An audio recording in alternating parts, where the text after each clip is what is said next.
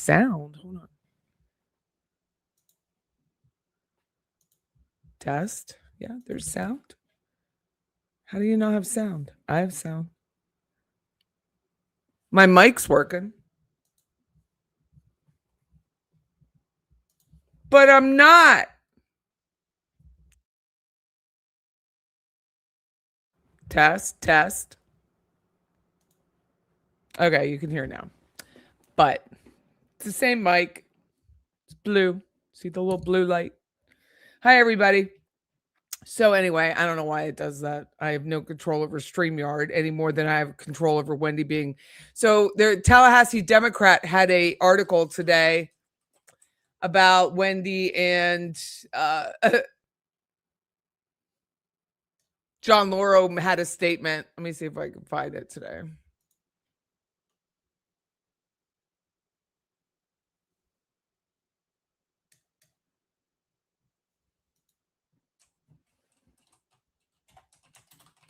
It's by our own Jeff Burlew. Nope. Oh, here it is. I was going to go on earlier today, but I was super busy with work. I'm doing so who can read anything? Who can read? I mean, it's so ridiculous. So anyway, it says in the months following Donna Adelson's conviction in the murder for hire of Dan Markel, followers of the infamous case inundated the state attorney office with emails asking why her daughter Wendi hasn't been charged. Many of them didn't stop there. Pelting. I think that's a little dramatic, Jeff. Don't you think it's a little dramatic? Pelting prosecutors with harsh criticism for not filing murder charges against Wendi. Well, yeah, because it's been 12 years. The victim's ex-wife and demanding they bring her in. It's time to bring Wendi to court, one woman said in a January email to Jack Campbell. The Markels deserve justice. This sounds really bad for Tallahassee and the legal system. Don't make us a joke any longer. This is thick, Wendi. This is the last trial.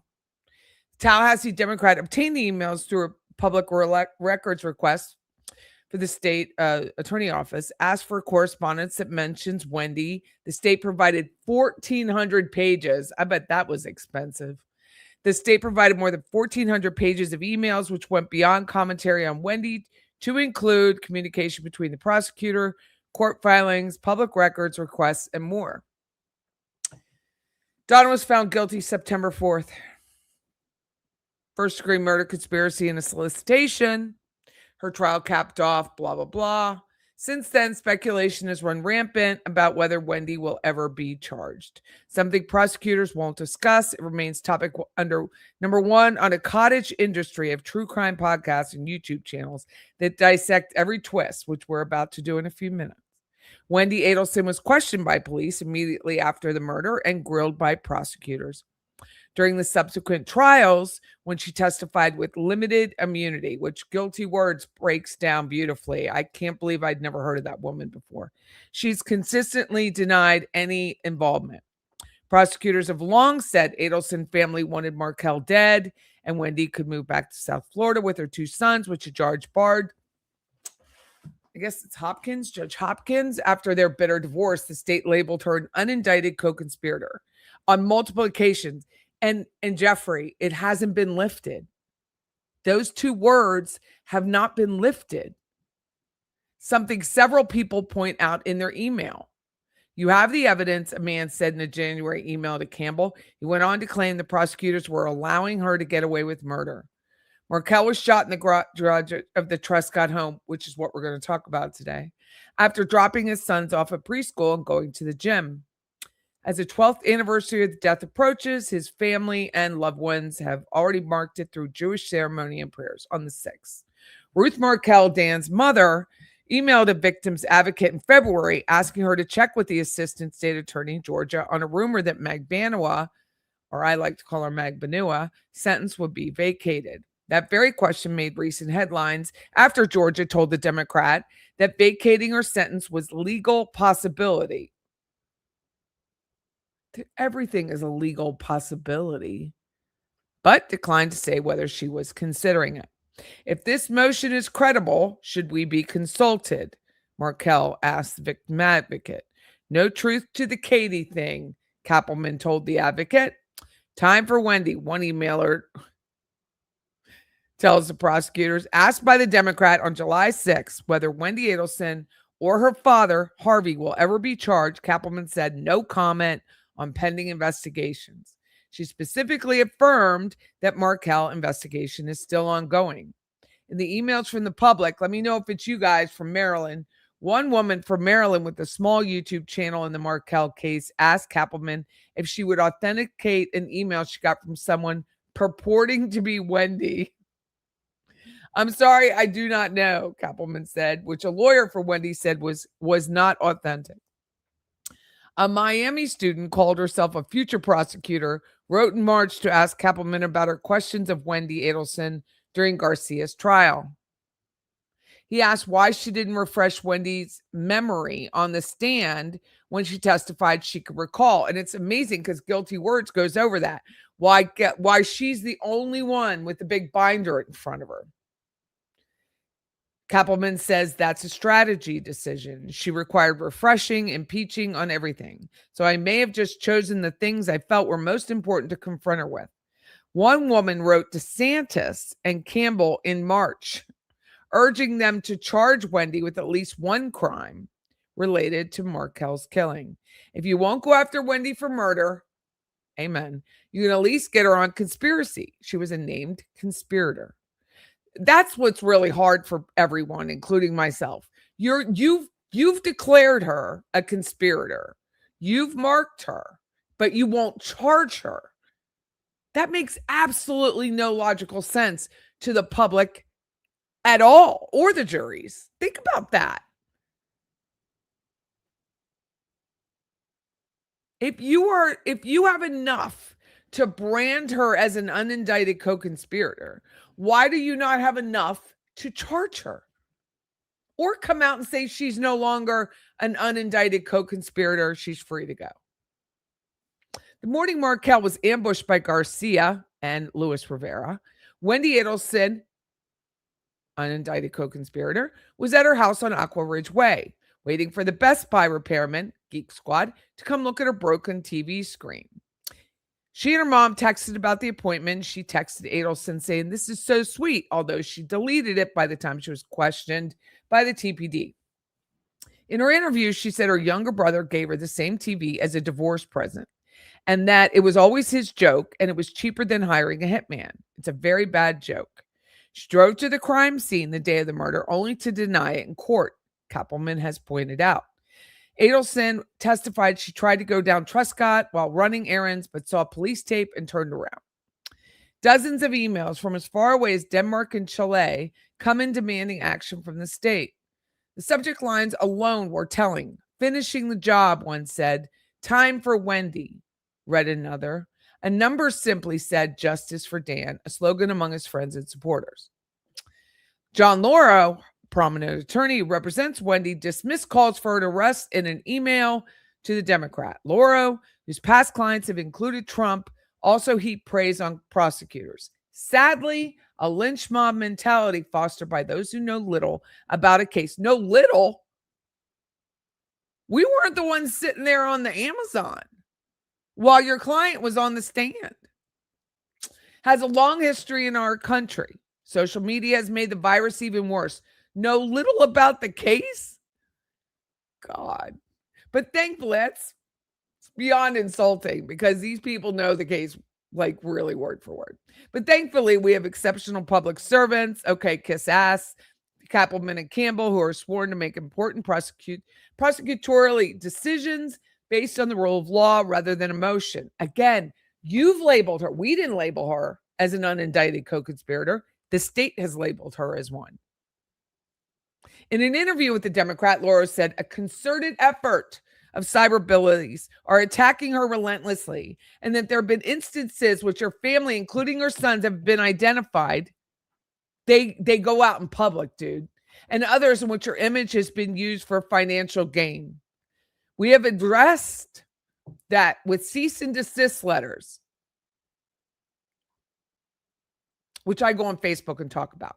We have not sought to interfere with anyone's right under the First Amendment to comment, assuming it's appropriate and with the grounds. You don't get to determine what is within the grounds of the First Amendment.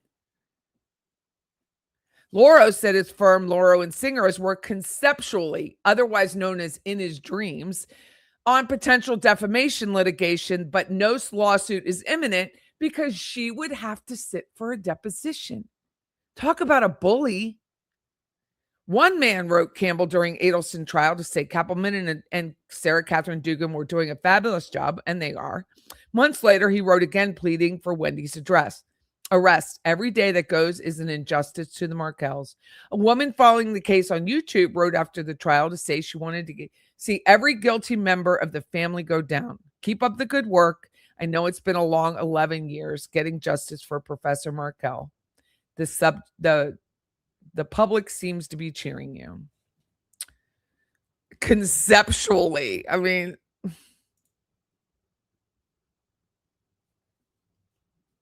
in your dreams, dear, in your dreams.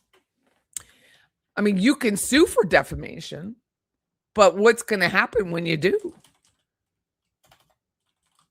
I'm bringing up the Democrat, if I can bring up the article on Facebook so you can see.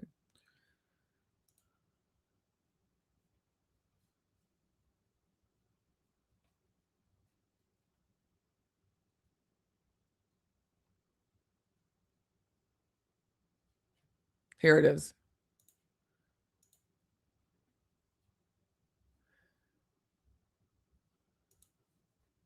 So I wrote, she sits around in Austin pretending to be Wendi Estrada while John Lauro, her attorney, threatens YouTubers with defamation.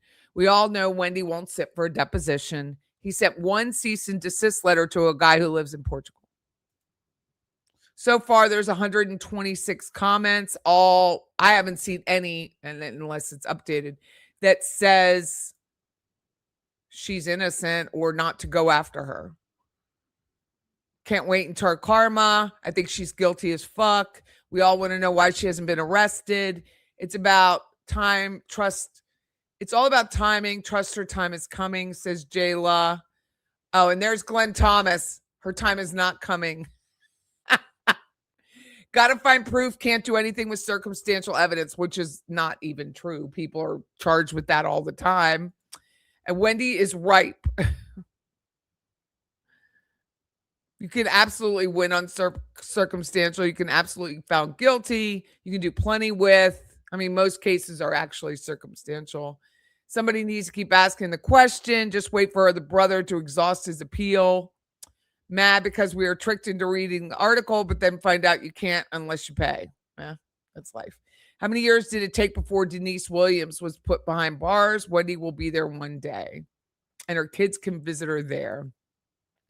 She's next. Maybe prosecutors don't believe they have enough to convict her. They only got one bite at the apple. They say prosecutors don't have any evidence. This is Glenn against Wendi, period. She was never even a suspect. That's his list. Willie Meggs, you can thank for everything. Mother or brother might get offered a deal to flip on her.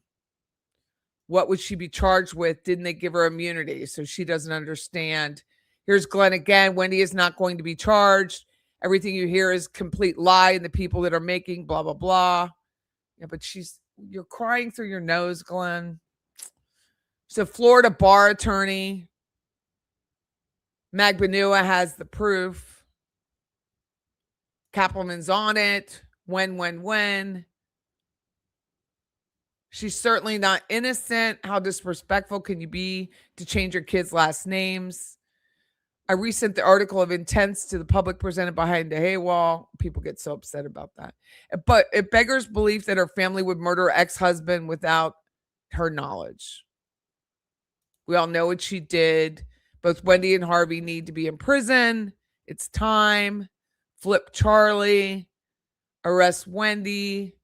I can't believe you let her walk free. Proof is on his Instagram page. He's just spamming. Somehow her immunity from previous testimony seems to be protecting her. If you're going to put the article behind a paywall, imagine sitting back and watching family members who conspired with you to eliminate your problem do your time.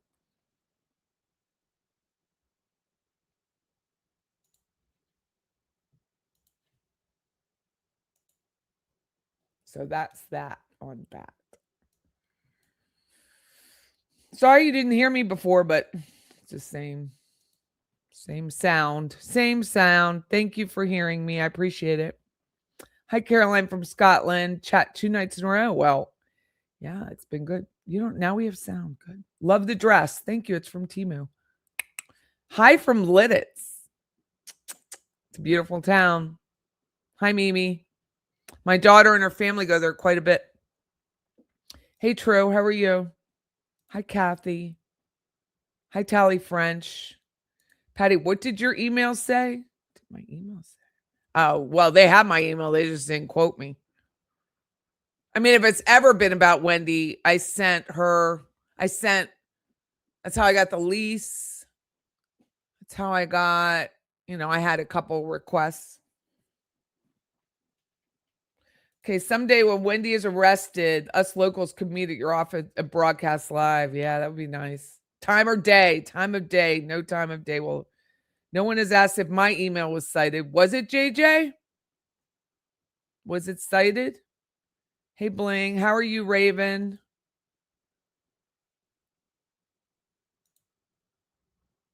You thought I was drunk?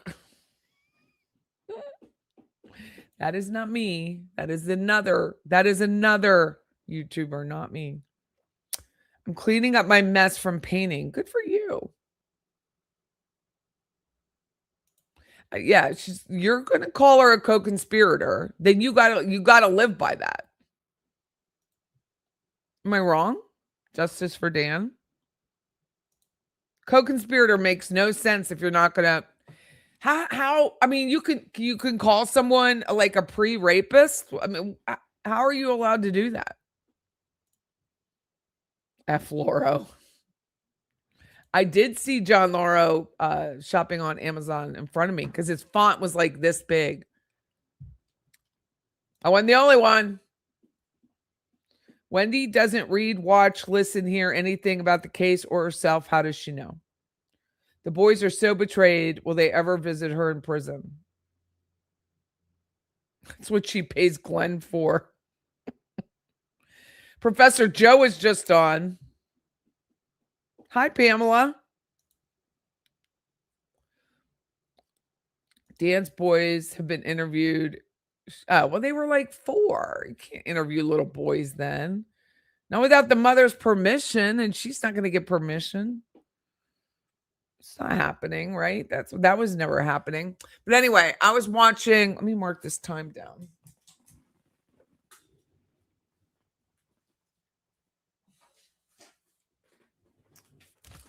I was watching Guilty Words. And the show is called Tactical Tears, Wendi's Calculated Agenda During a Police Interview. I was on so late at night last night. I don't even know if you heard this portion of her show. We watched a couple of them. I'm pretty sure you did. But she talks about how Wendi says, let me share with you the graphic she has. I'm going to go back. It's only 25 minutes, so I'm going to play it. So far, she hasn't ripped me on it. So thank you, Guilty Words. When you strip away the carefully timed histrionics and just look at the language, Wendi Adelson's initial police interview reveals a cunning predator initiating the next sequence of events in a carefully constructed plan.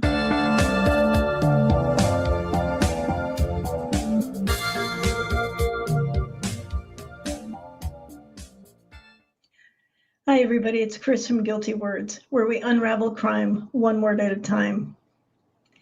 Wendi Adelson first met with the police on the day Dan Markell was shot, when they brought her to the station to inform her about the incident. It was the only voluntary interview, and the only one without a lawyer present. The entire encounter was about 5 hours long, including time with the victim's advocate. Tonight we're going to look at Wendi's agenda, the information she deliberately emphasized, and the information she tried to glean from the police.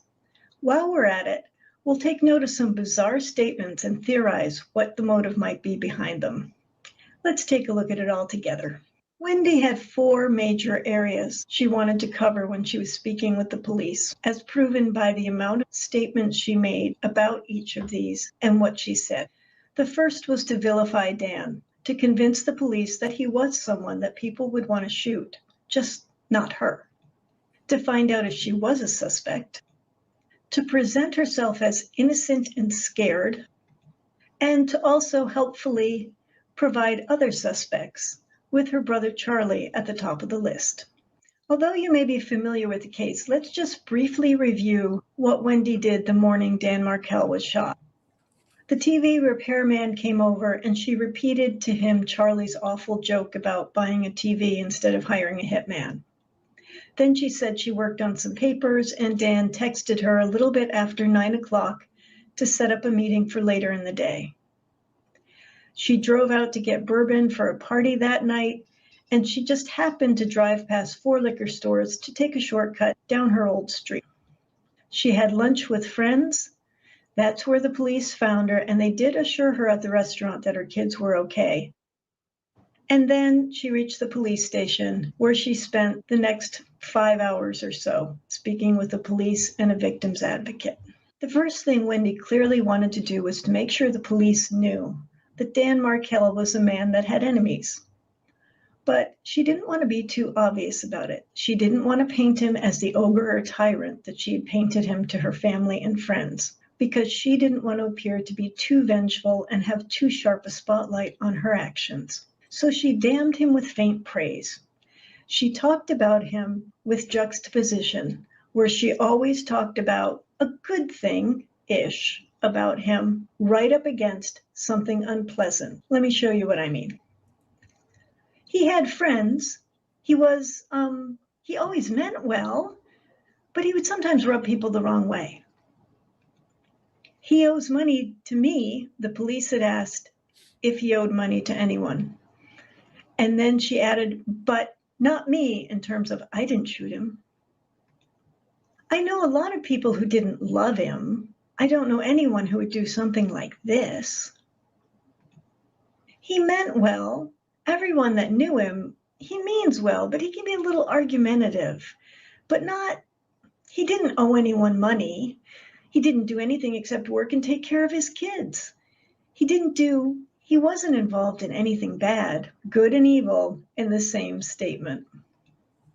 What I meant by that is that Danny didn't treat me very well, and I'm scared that maybe someone did this, not because they hate Danny, but because they thought this was good somehow. He and I got along for the sake of the kids. I found him hard to be around, but so did a lot of people. He never hurt me physically, but he was emotionally abusive. I didn't tell most people, other than my family. Lie. He told everyone around the community that I was mentally ill. You are. He's challenging. Likely. He loves to Mentally argue. ill. The students felt put down by him a lot, so they felt insecure. But again, we're not talking about hateful and awful. We're talking about difficult. And this is when she was talking about Dan with her boyfriend, Jeff, and he made a recommendation to her. And he said, what if you asked the parenting coordinator to only have emails 2 times a week instead of all day long, every day, 5 days a week? When he first started dating Amy, he would Skype from bed with Amy. It's really messed up that people hear gunshots on Trescott and they think something happened to me. I guess it makes sense that with the divorce, and people do crazy things. What a portrait to paint of this man. Oh, I'm not really saying anything bad about him. I'm just saying these negative things over and over and over again. But in addition to wanting to paint Dan as an ogre, she also was incredibly insistent that he would not have committed suicide. 6 times she emphasized this right from the beginning all the way through the end of the 5 hours. Let's listen to what she has to say. He wouldn't do this to himself. Okay. He was a very positive person. He wouldn't do this to himself. He has a girlfriend now, so there's no way that he did this because he had all kinds of plans. Do it to himself. There's no way he did it. He never really got depressed. He never got that sad. He was a really positive guy. It wasn't him. Which is why I said to the officer, there's no way he did this to himself. Like 0 chance that he shot himself. I know, given his personality and everything, there's no way that he did this. No, he didn't do this. So somebody did. And I asked myself, why was she so insistent that he didn't kill himself? The police had never suggested that was even an option right from the very beginning. And I thought, well, maybe there's insurance involved. And if any of you know, please let me know in the comments below if she was due to inherit any kind of insurance from his death that would have been voided if he had committed suicide. But then I realized when she was talking to Donna that she thought he had been killed inside the house. And she wanted to make sure the police knew it wasn't suicide, so they would go ahead and investigate and find the person who did this. Ideally, her family. And in his house, I know. The police never said he was shot in his house or in. And then so I went back to the interrogation. And who was she talking to? Wait, what time is this?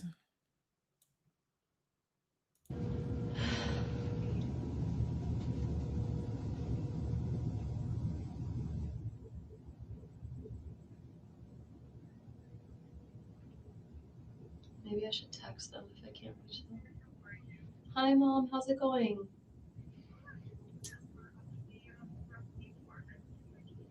I'm sorry. Isn't that the weirdest? Hey, Mom, how's it going?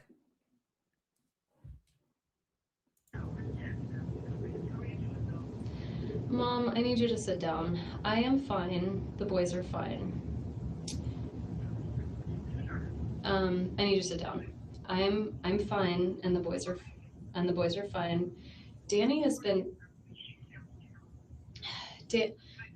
You can put me on speaker. Yeah. Danny has been shot. And I don't think he's gonna make it. And so I know.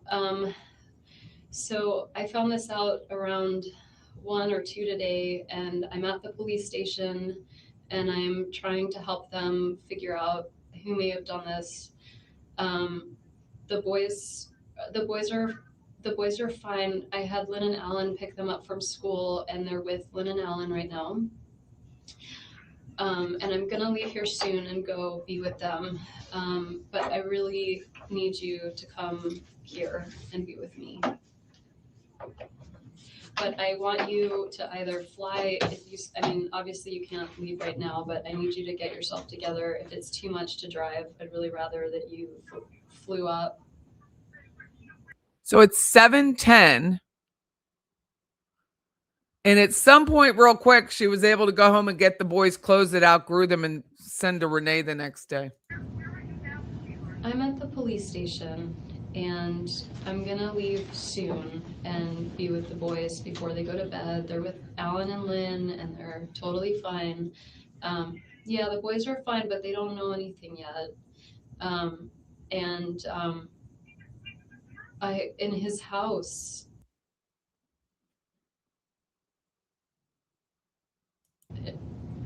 I know. I know. So I just need you to calm down before you get in the car, okay? Okay, so and it's it's evening, so if you want to come here tomorrow, I have a lot of people that'll be here with me, and we'll have a lot of support. So In his house. Go ahead and investigate and find the person who did this. Ideally, her family. And in his house. I know. The police never said he was shot in his house or in the driveway. They didn't give any details at all. So I wonder if something in the original plan included them invading the house and shooting him, but they found him in the driveway instead. And why she would assume he was shot in his house. He could have been shot in the street. Why did she assume it was inside his house? Wendy's next item on her agenda is to find out if the police suspect her. And so what she does is cheesy reverse psychology. She keeps saying, I know you must think I'm a suspect, to see if they deny it. And they do, much to my surprise. But they also test her for gunshot residue and search her van. But let's look at the number of times she keeps asking or suggesting that she's a suspect to see how they'll react. Wendi says, no, he owes money to me. The officer says he owes money to you, and she starts crying. But not me. I didn't do it. Did you need to read me my Miranda rights if you're going to look at my phone? I couldn't tell when you were talking to me in the car if I was a suspect. She's a lawyer. She knows when Miranda rights are read, and she wants to know if they're going to be read to her because she's a suspect, not because they're going to look at her phone. I'm a suspect? I understand why you would think I was a suspect. I guess I'm not a suspect. I understand why you would think I would do this. Obviously, I would be one of the people that they would think did it. I'm going to go to the bathroom and come back. Am I a suspect? Do you need to watch me? And keep in mind, by now, we're 4 hours into the interview, and they have told her numerous times she's not a suspect. As he was driving me here, I'm like, oh my God, I wonder if I could be framed for something, like I didn't do something, but I'm still going to end up in jail. Now, of all these statements, there are two that are incredibly significant. The first is this one. I couldn't tell when you were talking to me in the car if I was a suspect. And the next is the one where she was talking to her friend at the end. As he was driving me here, I'm like, oh my God, I wonder if I could be framed for something if I didn't do something, but I'm still going to end up in jail. Let's take a moment and talk about each of those. The reason I find these two statements so significant is because of when they occurred. They occurred in the police car after they had picked her up at the restaurant where she was lunching with her friends and were taking her to the station to inform her what had happened to Dan. They had told her at the restaurant that her kids were okay, but they hadn't told her what had happened to Dan, just that it involved him. Most people would figure accident, heart attack, robbery, and since she'd been past the street that day and thought that a tree was down, maybe he'd gotten injured at home somehow. But notice what she's thinking in the car. I couldn't tell when you were talking to me in the car if I was a suspect. A suspect for what? As he was driving me here, the police officer, I'm like, oh my God, I wonder if I could be framed for something, if I didn't do something, but I'm still going to end up in jail. Why is she making that leap of logic from something's happened to your ex-husband to I'm going to be framed for something? That's not usually where our mind goes. Because keep in mind, she hadn't been told yet that Dan was shot. They didn't tell her that till she was at the police station. So why is she so worried about being a suspect or being framed unless she knew that Dan had been shot? Wendi also has a maniac on the loose theme that she hammers all throughout her time with the police. When they first inform her about the shooting, they say, what we've seen so far is that someone intentionally hurt Danny. She starts crying hysterically and asks, you don't know who it is? Because of course she wants to know if they think it's her. The officer says no. And she says, what if they come after the boys? She keeps saying she's afraid that someone who would hurt Danny would immediately go after his kids as well. The police keep reassuring her that they don't see any evidence of that, but she's inconsolable. She actually brings this idea up 10 times throughout the interview. And I kept thinking, why is she pounding this drum so much? And the reason may be twofold. One is, if she's terrified of a maniac, then it means she knows nothing about this and she must be innocent. And the other is it makes her appear a loving, caring mother who's afraid for her children and wants to protect them. What's interesting is after a whole afternoon of being told, I think you're safe, why don't you stay at a friend's just to have some support tonight? We don't think there's a maniac coming for your children. She says to the victim's advocate, "How come they aren't worried about my safety?" And notice she says my safety, not my children's safety. Why is that? I'm not saying they don't care about me, but they don't seem to be worried about. And then the victim's advocate steps in and says some soothing words about how they do investigations. But Wendi seems disappointed that they're not taking this bait about how scared she is. Next, Wendi wants to be incredibly helpful by providing some convenient suspects. And she starts with Charlie and her family, and then a few other people, just so it's not too obvious that she's pointing them out. I'm going to play a clip from the interview, and I've trimmed down a lot of the histrionics and cut out some of the extraneous talking, so we just hear the meat of what she says about Charlie and her family. And I want to take a close look at how she describes her relationship with Charlie. I do. What I meant by it is that Danny didn't treat me very well. And I'm so scared that maybe someone did this. Not because they hate Danny, but because they thought this was good somehow. Would you ever ask someone to do something like this? Not in a million years. Do you think someone would do this for your benefit without asking you? No. What good does it serve? I made my brother, his name is Charlie, the one I'm really close to, he makes a lot of jokes in bad taste, and it was a joke he made. He bought the TV for me this morning that got broken. I looked into hiring a hitman, and it was cheaper to get you this TV. I mean, he would never. He's my big brother, and he's been taking care of me since I was little, but he would never. But even my family, who felt like I had been mistreated, would never do something like this. Never. Again, the juxtaposition of, oh, he'd never do it, with, he made this joke about a hitman. But in addition, this idea of Charlie as protector. He's my big brother, and he's been taking care of me since I was little. Usually, we say our parents take care of us when we're little, not our older brothers or sisters. They may watch out for us. But taking care of me is a much stronger phrase.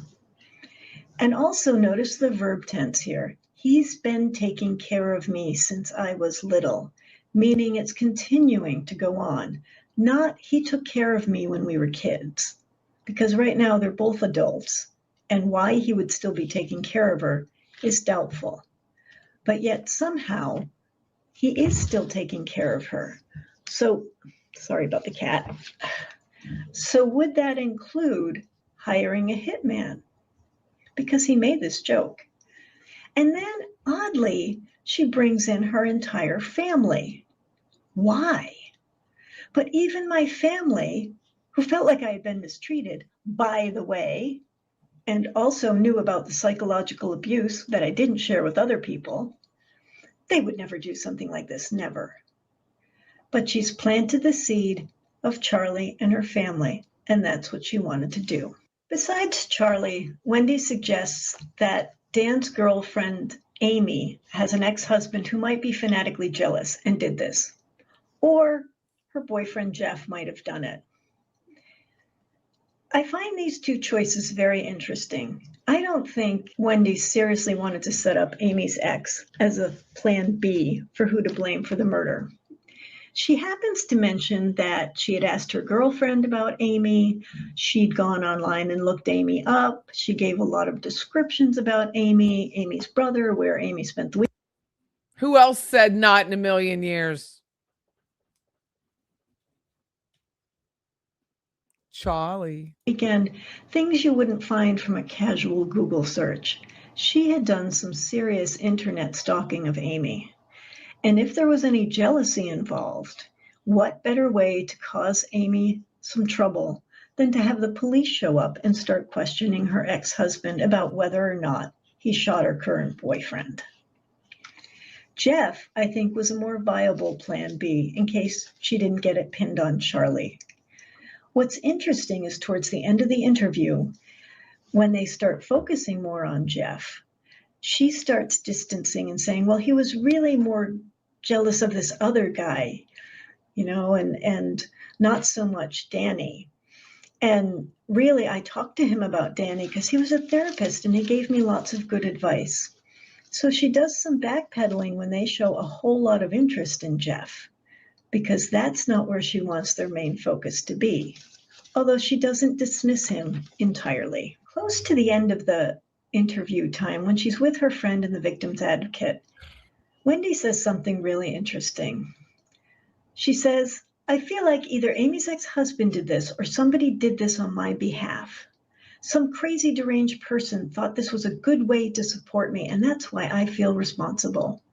Unless it was something to do with Amy, and then I don't feel responsible. Why would she assume, when she had already been divorced for 2 years, that suddenly someone would get angry enough on her behalf that they would do this?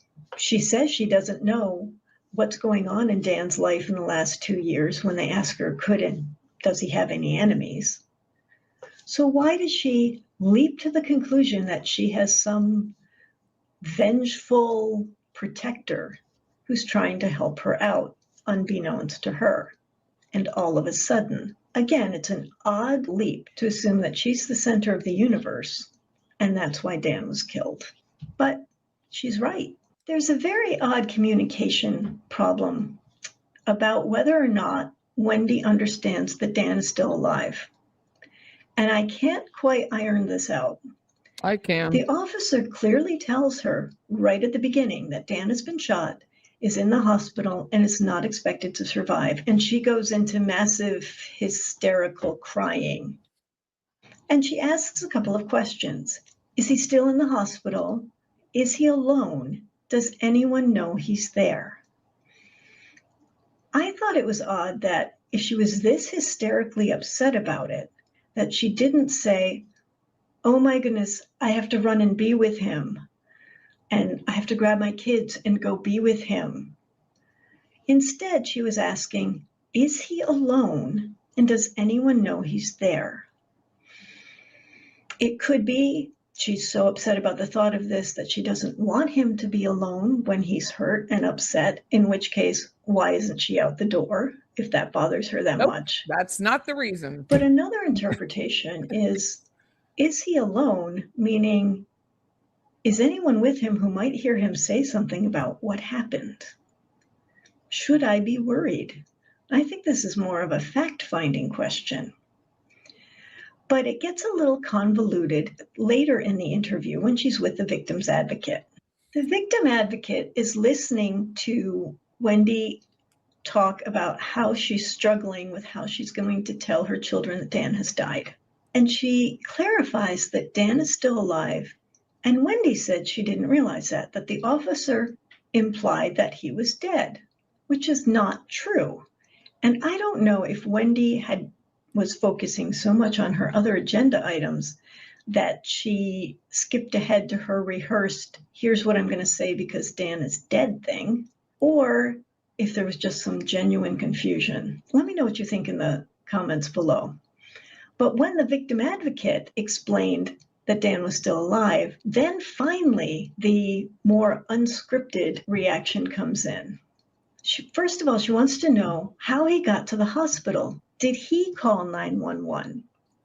She's trying to find out, even though they've explained to her that he's seriously injured, not going to survive. Did he call 911? She wants to know how conscious he was, how coherent he was. Should I bring the kids to see him? Danny's not waking up. She asks a version of this 4 times, even though they have explained the extent of his injuries to her. Will they tell me if he dies? She wants to make sure she knows when it happens. And lastly, I just want to cover a few pointed questions and odd statements that Wendi made in this interview. The first was, do you know who it is? Trying to pry more information from the police to see if she's a suspect. Wendi says, I have a lot of friends, and the officer says, I know. And she snaps back with, how do you know that? Very clear and very pointed. She wants to know if they've been investigating her. We would usually think, oh, because he thinks I'm a nice person. Not Wendi. She's not. And the officer also says, well, you got a lunch date last minute. And she's like, last minute? Again, how do you know it was last minute? Have they been checking up on her? She also mentions a couple of times, how did they find out where I was? How did they find out where she was having lunch, is what she's asking. And she doesn't get an answer to that, and she really wants one. When she calls her mother, Donna, after she hangs up, she asks the victim advocate, could you hear her? Now, she has called other people and hasn't asked that question, but she wanted to know if what her mother said was overheard. They are going to think I did it. This is when she's talking about Dan Markel's parents. This is a bizarre and eerie echo to Sarah Boone when she was standing outside with the police and telling them that George's family was going to think she did it. Very creepy echo. When she's speaking to her mother, Donna, she says, could you tell Charlie I don't feel like talking? Interesting, because she's already been asking, well, should I call my friends and cancel my party for tonight? Should I call and cancel the play dates? What can I tell people? What shouldn't I tell people? She's already made a few calls and she's planning a few more, but she doesn't want to call Charlie, especially from the police station, when they're listening in. She says she'll call him later and tells her mom to do that. So what conclusions can we draw? In my opinion, Wendi knew perfectly well what she was being called to the police station for. She thought he'd been killed in the house the way they had discussed and planned. And she was ready to set Charlie up, throw a few other red herrings there so it didn't look too obvious she was setting Charlie up. She wanted to make sure they knew Dan was a man who would have people who wanted to murder him. She was a woman who had loyal people around her who might consider murdering him, and that she was terrified they were going to come after her children. And even though she knew she must be a suspect, she had nothing to do with it. She knew she'd be interviewed by the police, and she was ready. Wendi is a woman who prepares, and she was prepared. Let me know in the comments below what you think about Wendi's interview. Thank you so much for joining me today. I really appreciate it. I know there are a lot of places you could spend your time on YouTube, and I'm on. Girlfriend's brilliant. She's absolutely brilliant. She said it so concisely. She didn't take 4 hours to say the same thing like I do. She was nose crying. That's what Glenn Thomas, apologist for Wendi Adelson, said. / oh yeah, Morgan Honeycutt. I found her website. It's M.E. Honeycutt. M.E. Honeycutt. Website is coming soon. So she just left Santa Fe Law.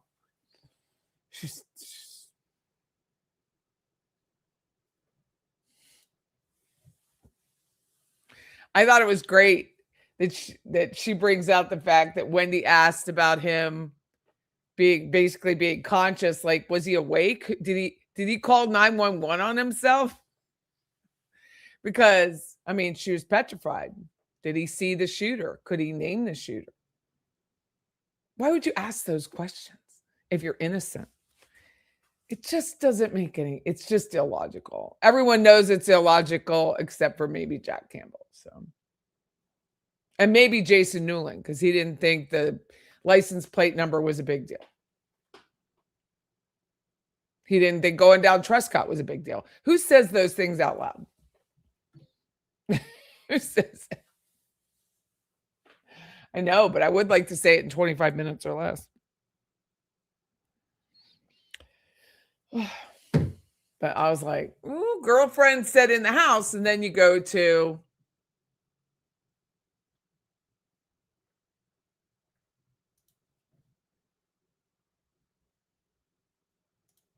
I just need you to calm down. In his house. I know. I know. So I just need you to calm down before you get in the car, okay?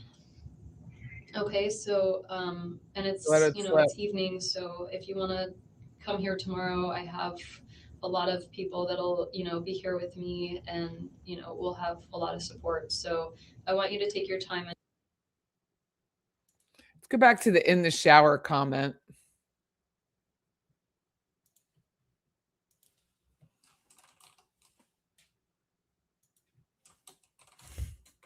Yeah, we don't know the case, John Lauro.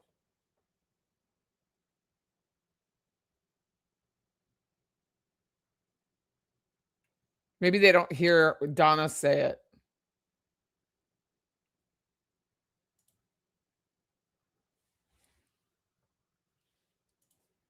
She was going to take a shower before. Yeah, maybe they don't. Maybe the transcript doesn't hear it.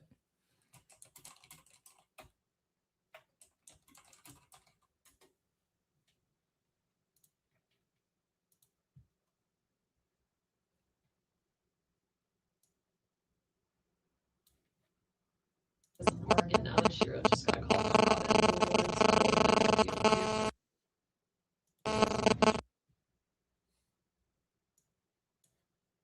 But obviously the No, scene it's doing that. A lot of people that'll, he was probably not going to survive. But they are trying to And you work out told the his dad organ that? donor Oh my God. aspect Okay. of that whole thing. And you told his dad this? Yes. Okay. Yeah. So they are And aware. is he coming? Is he? Well, and Melanie spoke with him, and I hadn't had a chance to sit down and Okay. talk with her since, Okay. because I was on the phone. I was trying to give the nurse a heads up to say, hey, just so you know, we've talked to the dad. He's going to be calling, so that Yeah. random person didn't call. Yeah. Okay. Yeah. All right. And Did Alan say the kids needed clothes? well, They can just sleep in their closet. well, and he didn't know how long you were going to be, and Yeah. Stuff like that. And Jane called and said when you are ready to go, she would like to come up here and go with you if she need, just so you're not going by yourself. That'd be great. That type. Am I allowed to take my car?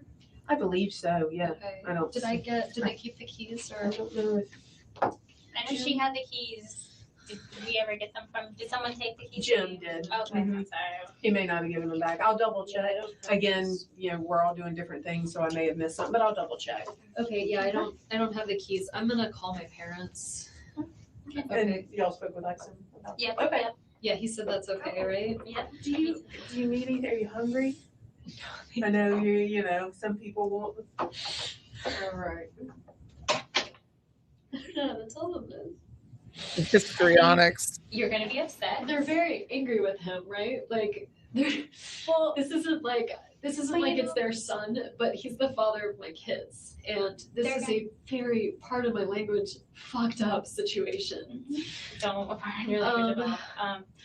I would, you know what? When I was talking to, I let them, first because you're upset, so let them know that I'm okay. Yeah. As in you're okay. Well, that's why I and need to call them, because my mom would be like, "What happened?" If the Right. police called, my mom would lose her shit. Right, and that's we always try to get people there in person or get Yeah. so just say Danny. 7 o'clock already. How did this girl get her job? Better Better question. Without me, but And I'm sure they're gonna be hyped up a little bit because they're over at Oh my someone's house. oh my god. This is not a normal situation, and things are gonna happen a little bit abnormal. And, No, I know. Big I'm words. Just picturing and part they're of just it. so innocent. They don't know anything, and they should not have to go through this. You shouldn't have to go through this They're so little. for the boys. But you know what? Kids are resilient. Trying to get to where I don't know why that's doing that, but she's calling her. Probably mother. talking to each other on Facebook. I mean, people communicate. no, I know, but Maybe it's too loud on my TV.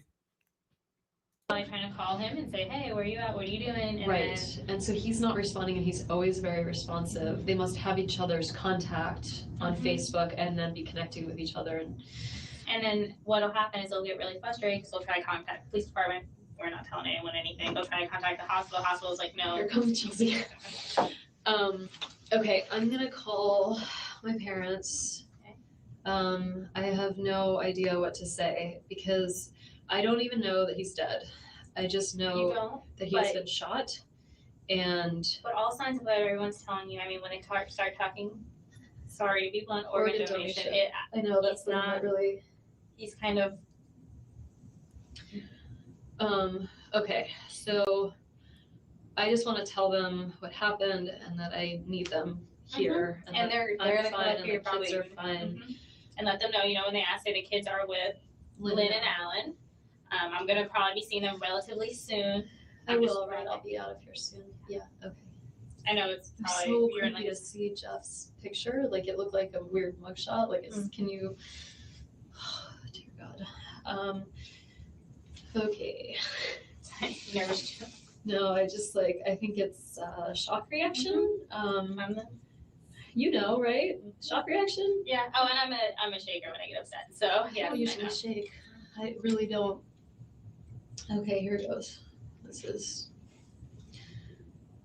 the worst day of my life. Of course.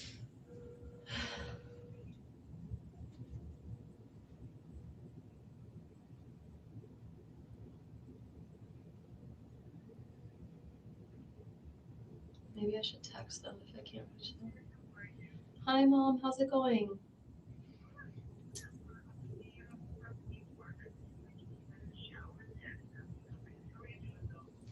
Mom, I need you to sit down. I am fine. The boys are fine. I need you to sit down. I'm fine, and the boys are fine. Danny has been. You can put me on speaker. Does she ever shut up? Danny has been shot. And I don't think he's gonna make it. And so I know. So I found this out around 1 or 2 today, and I'm at the police station, and I'm trying to help them figure out who may have done this. The boys are fine. I had Lynn and Alan pick them up from school, and they're with Lynn and Alan right now. And I'm gonna leave here soon and go be with them. But I really need you to come here and be with me. Me. But I want you to either fly, I mean, obviously you can't leave right now, but I need you to get yourself together. If it's too much to drive, I'd really rather that you flew up. I'm at the police station, and I'm gonna leave soon and be with the boys before they go to bed. They're with Alan and Lynn, and they're totally fine. Yeah, the boys are fine, but they don't know anything yet. In his house, I know. I know. So I just need you to calm down before you get in the car, okay? Okay, so and it's it's evening, so if you want to come here tomorrow, I have a lot of people that'll be here with me, and we'll have a lot of support. So I want you to take your time and just be safe in getting here, but I'd like you to come when you can, okay? Okay, all right. I love you.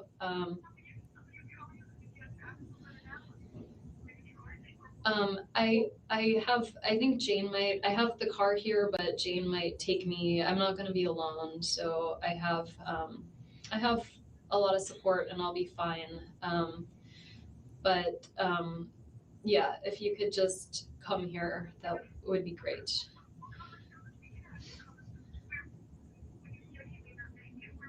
He's in the ICU in the hospital. Okay, but be careful, okay? Okay. Okay. Okay. Love you too. Bye. Mom. Oh. You did awesome with that call. Thanks. You were so stressed out about it, and you handled it. I just wanted you, I talked to Alan, Mhm. okay? And just because, my suggestion to him, just because we don't know what's going on, was if he goes to the house. Sorry, my mom might be calling back because she heard me. Mom? You did, yeah. I just wanted to ask if you could just tell Charlie for me. I just don't want to be making calls right now, so if you could just tell Charlie for me, that would be great. Okay, and just like it's on the news a little bit that there was a shooting on Trescott, and so I'm starting to get a lot of calls, and I'm not going to be answering them unless they're from you. So I would really try not to tell anybody what's going on just yet, just because like he's in the hospital and Charlie, I talked to Charlie earlier today, obviously before any of this happened. Like I talked to him at like 10 this morning and he said that he was coming to visit you guys this weekend and he had plans and he sounded good. I just can't, Mom. So can you just tell him? Yeah, just tell him for me and then I'm sure I'll talk to him soon. But I don't want to be on the phone unless I have to right now. Okay? Okay. All right. Love you too. Bye.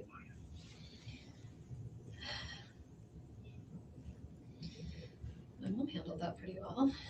Duh. Could you hear her? I think, you know, because you're a mama, but moms always go in that natural instinct to kind of protect and help and.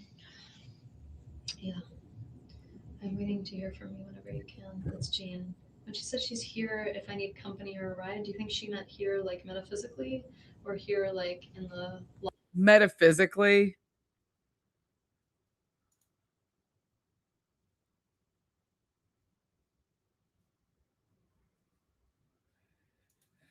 Oh, that woman. Anyway, I thought it was a great breakdown. She said in the house too, like Robert.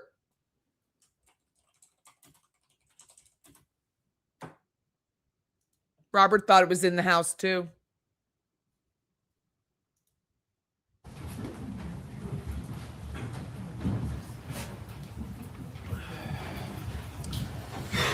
Mr. Adelson remains standing. Everyone else can be seated. Please raise your right hand to be sworn.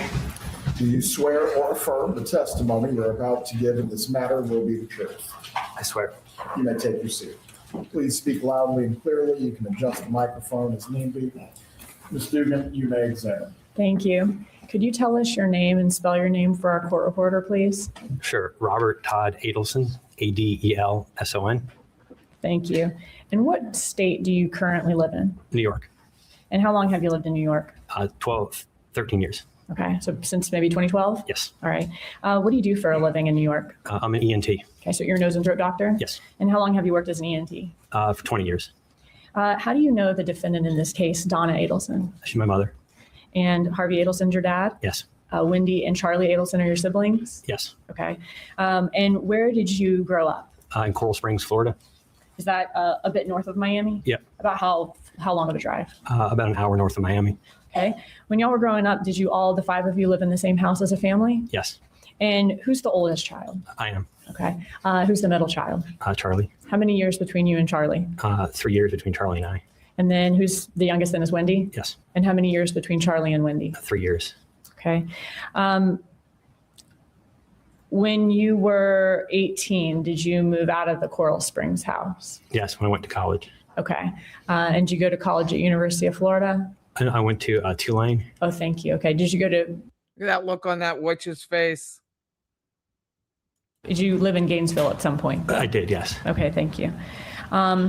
So after you went to college at Tulane and then went on to med school, went on to residency, throughout those years, did you continue to talk to your parents and your siblings on a regular basis? Yes.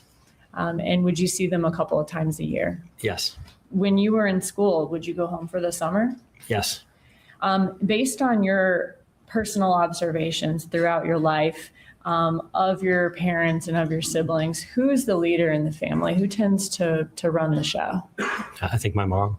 Okay, so Donna Adelson. Yes. Would you describe Donna Adelson's personality as being more controlling or more laid back? I think more on the controlling side. What about, is she kind of a more assertive person or a more passive person? I'm more assertive. What about your dad, Harvey Adelson? What's his personality like? I think he's more passive, more go with the flow. Okay. So they're kind of opposites in that way a bit? Yeah. When you and your siblings were growing up, was Donna Adelson a very involved parent? Yes. And when I say involved, as far as with your life and with your friends and with school and with that type of thing? Absolutely. Did she have certain fixed ideas throughout your life of certain things she wanted to happen in you and your siblings' life? Yes, absolutely. Was it acceptable if you decided to not do those certain things that she was fixated she wanted you to do? Was that acceptable to her or no? No. I think she had certain sort of rigid, fixed ideas or impressions for what she wanted for us. And, if you went along with that, things were fine. If you didn't, things were not fine. Did she have strong opinions about who you all married and what you all did for a living and those types of things? Yes. And you're obviously a doctor. Was that an acceptable profession to her? Yeah, that was okay. Okay. And was that one of the reasons you became a doctor? Yes. Okay. How involved was Donna in yours, Charlie, and Wendi Adelson's life after you grew up, became adults, and had kids of your own? I think still involved. Was she more involved with your life, Charlie's life, or Wendy's life, would you say? Probably more involved with Wendi and probably to a lesser degree with Charlie. Okay. And then would you be she's the least involved with your life out of the three? Yeah, probably because I was older, but sure, I agree. Okay, so you're the oldest child. You're out of the house before the other two? Yep. Okay, and then you also lived other places after you went to college throughout the rest of your life? Yes. Now, was this like a healthy level of involvement that she had with the three of your lives, or was it more of like a micromanaging as you saw it?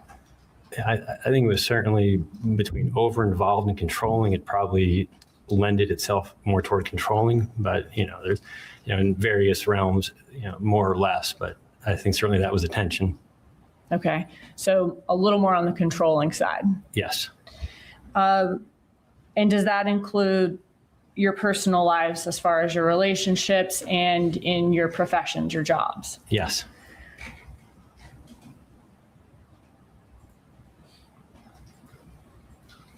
Was it Charlie who always needed more attention than the other two children? I think so, yes. When did Wendy's life start becoming one that she needed to pay or give more attention to?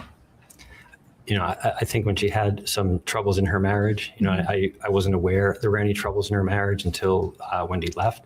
But I think around that time when she had two young children, I think that was when she became more involved. And I was, at that point living, a pretty good distance away. Okay. Were you living in Philadelphia at the time? Yeah, but first in Philly and then in New York where we live now. Okay. And so Charlie always got a lot of attention, and then Donna also started giving her attention also to Wendy's life once Wendi starts going through the separation or divorce. Yeah, I agree. Okay. From your interactions with Donna Adelson through your whole life growing up and even as an adult, would you describe her as someone who's mentally sharp, thinking about things from all angles, or is she someone who's a little more gullible? Yes, sir.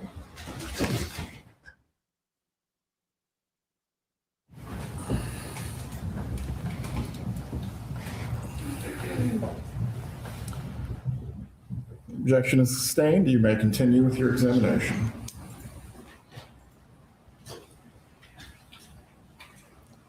Were Charlie and Donna Adelson dependent on each other or pretty independent from each other? I would say Charlie was probably somewhat dependent on my mom to help him out with, organizing stuff, his dental practice. I think he probably relied on her a lot. Okay. And you mentioned the dental practice. When you were growing up, who owned the dental practice? My dad. Okay. And throughout your life, was Donna Adelson in charge of the money at Adelson Institute? I always, I wouldn't know the inside workings of it, but I always remember my mom signing the checks and writing the checkbook at the table, when I was back in middle school or high school. So Okay. So even back then, she would do some bookkeeping or payroll type things at home. That's my memory of it. Okay. And then did the dental practice, you said it obviously started out at Harvey's. Do you remember a time when Charlie Adelson took over? You know, I remember my dad making a joke about him having a very understanding boss because Charlie was now his boss. So Do not testify to what others have stated out of court. You may testify as to your knowledge, but not what someone else specifically said. The objection is sustained. You may continue. I understand you were telling us how you remember that, but can you just tell us around what year do you remember that happening? around 2012, Charlie purchased the practice. Okay. And then was there a time that you remember Charlie somehow selling it back to Harvey? Harvey Adelson is then becoming the head of the practice again. I will permit you to answer the question if you have knowledge of this matter. My memory of that was sometime in like fall to winter of 2015 to 16, somewhere right around there. That's my memory. Okay. So fall to winter of 2015. Turning into 2016. 2016. That's my memory. Okay. Now, you mentioned Donna Adelson doing payroll at Adelson Institute throughout your life. If someone were to ask Donna Adelson, or if someone asked Donna Adelson to do something, is she the type of person that just snaps to it, or does she have some questions first? Overall, this is not a motion. Okay. You may answer the question. No, I don't think she would just snap to and do what someone told her to. Okay. Is she the type of person who's going to have some questions if you ask her to do Yes, something? I think she would definitely have some questions. Okay.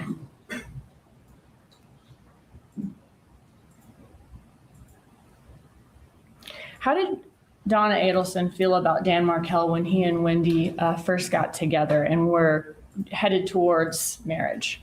He was very positive about him. Okay. So he was somebody she approved of. Yes. All right. And how did that change as Wendi and Danny's relationship soured? They ended up moving towards divorce. So I really only heard anything bad about Danny after Wendi moved out. I didn't hear anything bad about him prior to that date. Okay. So just kind of went from everything's fine to then hearing bad things about him. Yes. And when you say hearing bad things about him, like from her? From Donna Adelson? Yes. Sorry? Okay. And how did Donna Adelson feel about Dan Markell in 2014? I mean, she hated him. Would this come from your knowledge of that? Come from things that she would say to you? Yes. I mean, yeah. Did you observe that Wendi played a bit of a damsel in distress, in your opinion, in the divorce? Yes, I think that's a good way to describe it. Did Donna Adelson ever talk to you about Wendi Adelson and Dan Markell's divorce? I apologize. Did Donna Adelson, I apologize. Can I hear the question again? Did Donna Adelson ever talk to you about Wendi and Dan Markell's divorce? Some. I mean, the phrase that sticks in my head is that Danny was depoing Wendi to death. I wasn't involved with, all the various motions. I remember that phrase. I remember there being a lot of, court motions back and forth. But I remember that phrase. I remember, some complaints about like very long either mediation or depositions that Wendi had to endure. Okay. So this is Donna saying Wendy's having to go through these things. Yes. Okay. And just telling you about it. Yes. How did Donna tell you that, or did she tell you that how Wendi was planning to leave Dan Markell and give him the news that she was leaving the marriage? I think you're going to need to rephrase this in such a way the witness can answer, Ms. Dugan. How did Donna Adelson describe to you how Wendi Adelson left the marriage? Ms. Dugan, please approach. Okay.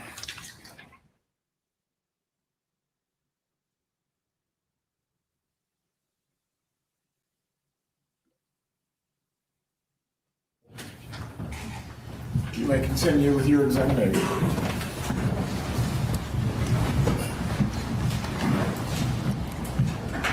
What did Donna Adelson tell you about the plan for Wendi Adelson to leave the marriage? Sure. When she told me that that she had been in Tallahassee for several months. This is Donna Adelson had Yes. That she had been in Tallahassee for several months, renting a new place for Wendi, arranging for movers, moving money around and getting things set up. I only knew this after Wendi had moved out. But she was relating to me what had occurred over the summer.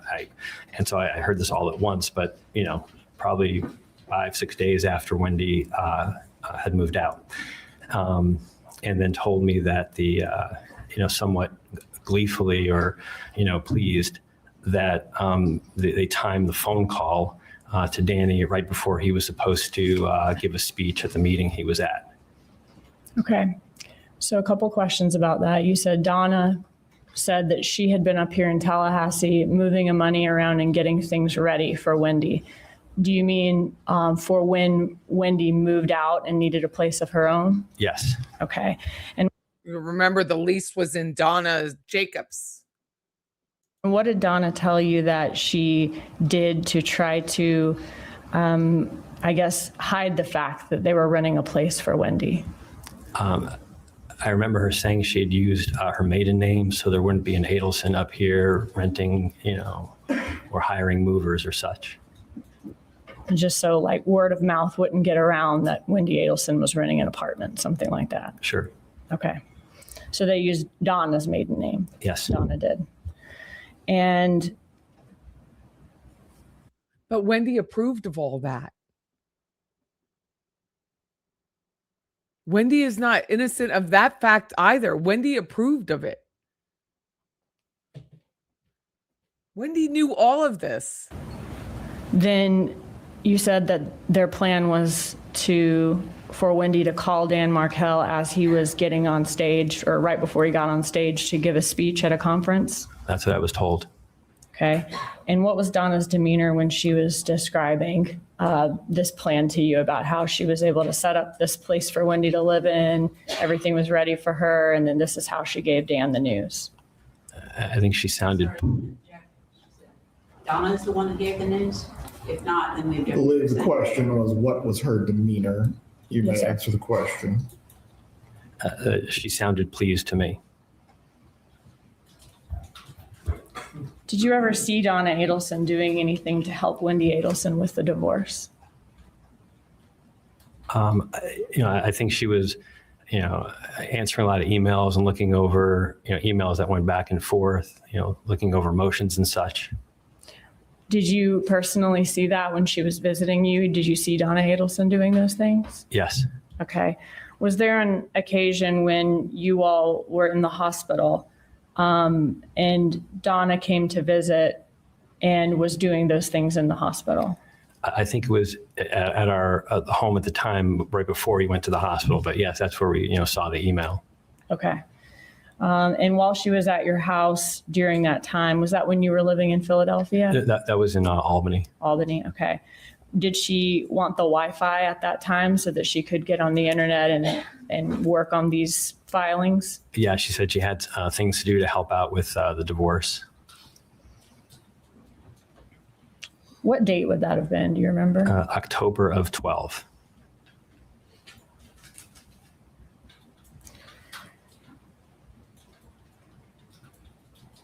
Did Donna Adelson tell you that Wendi Adelson was trying to get permission to relocate to Miami? Yes. And did Donna Adelson tell you about the $1 million bribe she wanted to offer Dan Markell? Yes.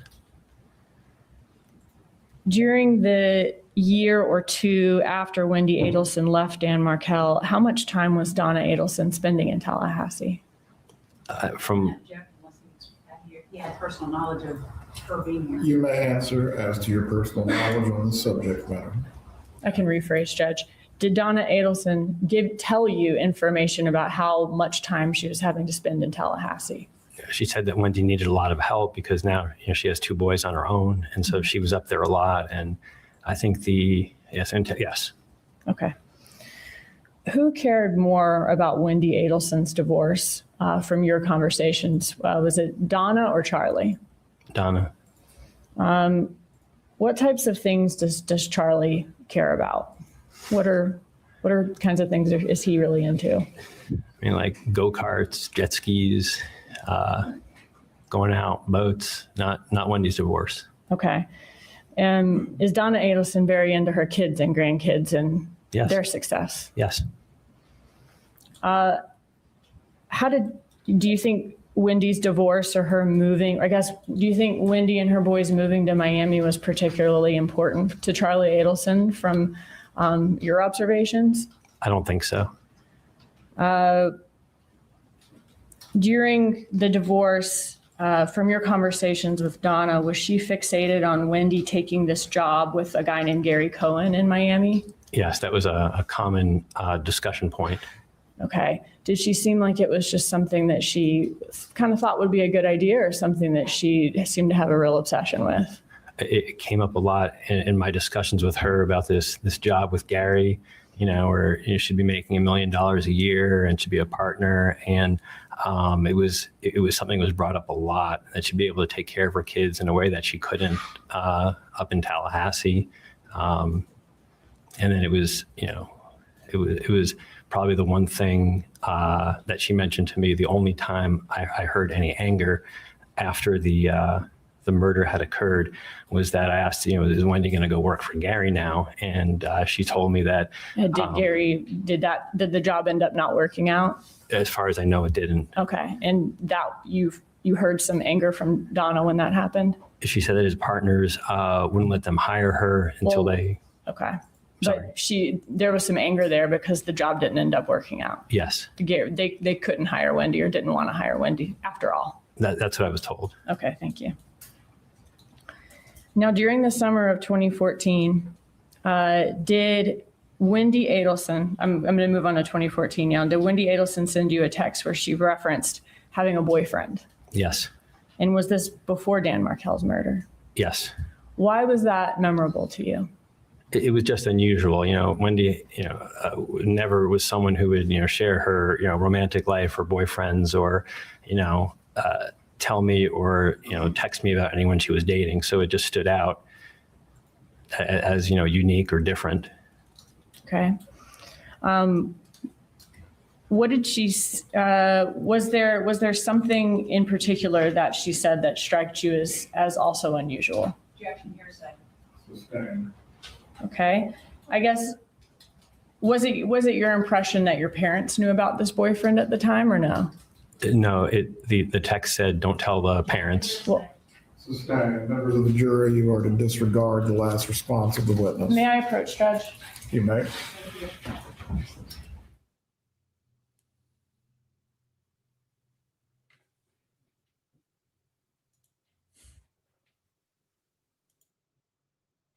Wendi approved of all of this stuff. There's no way. She knew whose the lease was in. She knew all of it.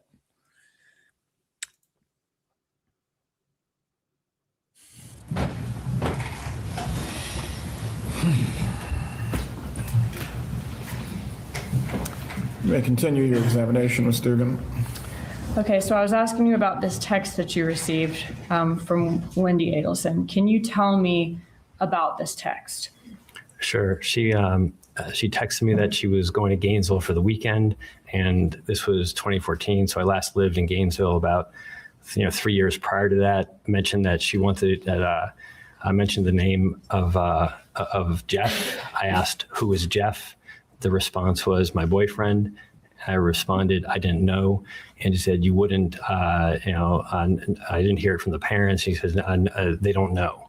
And so it just struck me and then she sent me some pictures of Jeff with her and the boys. It struck me as unique because she'd never shared the name or photograph of a boyfriend before. Okay, so I don't know why. I remember sitting in the courtroom listening to this, and I thought, how is this woman not arrested for conspiracy? As to the last question and response, you are not to consider the hearsay statement for the truth of the matter asserted. You may continue. okay. So it was unusual for her to talk to you about boyfriends at all. Yes. But you also felt it was unusual that she's telling you about this boyfriend when even your parents don't know about him yet. Right. And she was closer to her parents at the time than you. Correct. Okay. What date was that text message sent? The very end of June, like 26 or 28 of 14, but that last weekend. Okay, so it was prior to 4th of July weekend. Yes. Okay. And do you remember where in those photographs Wendi is with her sons and Jeff? Like Wakulla Springs, something like that. Okay. And they're in front of a board that said that. And did you let her know you wouldn't mention him to her parents or to your parents? Yes.